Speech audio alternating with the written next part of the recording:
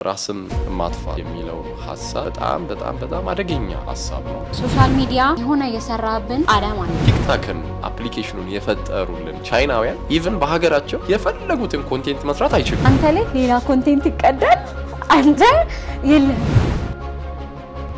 አልጠቅምም፣ እኔ ምን ኖርኩኝ፣ እኔ አኗኗሪ ነኝ የሚል አይነት ሰሞንኛ ንግግሮችን መውለድ ይጀምራል። ነገ ላይ ካንተ ጋር ሌላ ፕሮግራም የመስራት ብዙ ኢንትረስት አይኖርም። ዛሬ እኔ ኳይር ውስጥ አንድ ልጅ ድባቴ ውስጥ ሆኖ በጣም ጭንቀት ውስጥ ሆኖ ብቻውን መቀመጥ ፈልጎ እኔም ከሚስቁ ወዳጆቼ ጋር ብቻ እየሳኩኝ ያንን ልጅ ዲዛይኔት አደረገዋል ትቼው ምናምን የራሴን ፕሮግራም ብቻ አድርጌ እወጣለሁ። ብቸኝነት እያልን እያነሳን ያለ ነው እሱን ሀሳብ ነው። ያለመፈለግ ስሜት ውስጥ ሆኖ ትኩረት ያለመሰጠት ስሜት፣ ትኩረት አለማግኘት ትልቁ ችግር። አለመፈለግ፣ ትኩረት አለማግኘት ራሱ የብቸኝነትን ስሜት ይፈጥራል። ማህበራዊ ሚዲያ ላይ የምንመለከታቸው ሰዎች ሳሎናቸውን ያሳዩናል፣ ጓዳቸውን ያሳዩናል። እልፍኙ ውስጡን ለቀስ ለሚባለው ይሆንና ይሄ ነገር እኛ አእምሮ ጋር ስንመጣ ተቀባዩ ጋር ሲመጣ ከፍተኛ የሆነ ድባት ጭንቀት ውስጥ